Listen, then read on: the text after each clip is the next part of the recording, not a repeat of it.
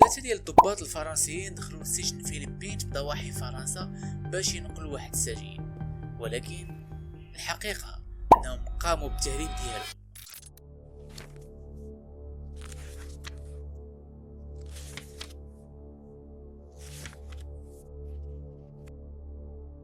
قصتنا اليوم غادي نتكلموا على واحدة من اذكى واجرأ طرق الهروب من السجن.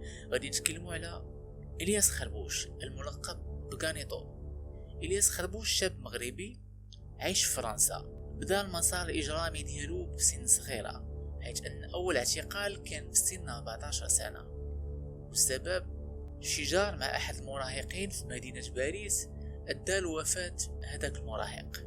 من وراها دوز اكثر من 5 سنين ديال السجن متنقل من قضيه لقضيه، وزاد شهر سميتو كثر، خصوصا اللي ارتبط الاسم ديالو بقضية سرقة منزل اللاعب الشهير ولا حارس مرمى باريس سان جيرمان دوناروما. مع حلول 2026 الياس خربوش ما بقاش مجرم عادي، ولكن اصبح من بين ابرز واخطر المجرمين الخطيرين المطلوبين في قضايا السرقة والاختطاف والاحتجاز. بل كيتقال على انه حتى هو في الفترة السجنية ديالو الاتصالات ديالو والعلاقات ديالو مع العالم الاجرامي ما انقطعتش، وهادشي كامل غادي يتضح اكثر في 7 مارس 2026 عملية الهروب ديالو الخطيرة والذكية بسجن الفلبين بضواحي فرنسا.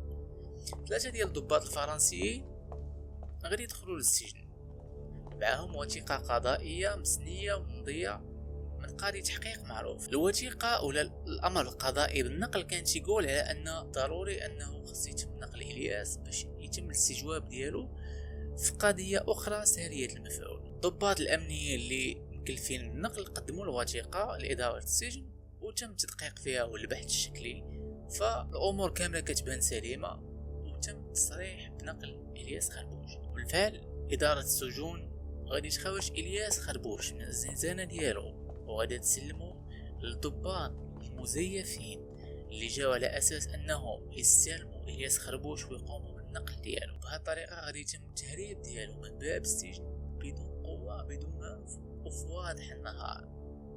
خطة ذكية بزاف وكتحتاج بزاف ديال الجرأة. تخيلوا معايا في الثانية كان بإمكان أن الخطة تفشل، ولكن اختيار ديال إلياس خربوش لهاد الأشخاص اللي يمثلوا دور الضباط فهو كان اختيار خطير وصائب جدا. كان الدور متقون بشكل كبير، بحيث أن حتى شي واحد ما لاحظ ولو ذرة شك في الضباط ولا في الوثيقة الرسمية اللي كانت ممضية ومكاشية وباسم قاضي تحقيق اللي هو حقيقي. غدوز 24 ساعة وإلياس حر طليق وحتى شي واحد ما شاف شي حاجة، ولكن مع مرور 48 ساعة المقام اللي كان مفروض أنه يوصل ليه إلياس خربوش ويتم التحقيق فيه ما وصلش.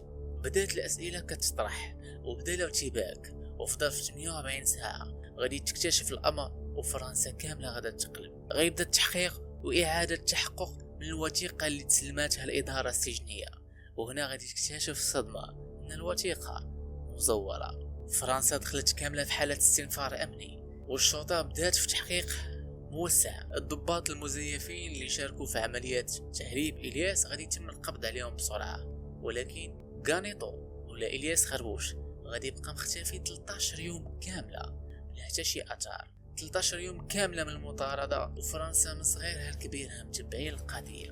وزيرة العدل الفرنسية أمرت بتحقيق داخلي موسع داخل إدارة السجون، وبالفعل وأخيرا من 13 يوم نجحت الشرطة الفرنسية باعتقال إلياس خربوش. رغم أن 13 يوم مدة اللي كتبان قليلة، ولكن استطاعت أنها تبث الرعب في فرنسا وفي الأمن القومي الفرنسي. بوثيقة واحدة استطاع إلياس أنه يكسر النظام الأمني المعقد والدقيق ديال الإدارة السجنية. بوثيقة واحدة و3 ديال الأشخاص يستحقوا جائزة الأوسكار في إتقانهم دور الضباط بشكل متقون. في التطور ديال الأنظمة الأمنية المعقدة داخل الإدارات السجنية استطاع إلياس خربوش الملقب بغانيطو أنه يحط البصمة ديالو في تاريخ الهروبات من السجن، واللي إلا بغينا نعطيوها عنوان غادي يكون الهروب السهل الممتنع. كان هذا هو الفيديو ديال اليوم. ما تنساش تشترك معنا في القناة باش يوصلك كل جديد، والى هنا نقول لكم نشوفكم فيديو جديد.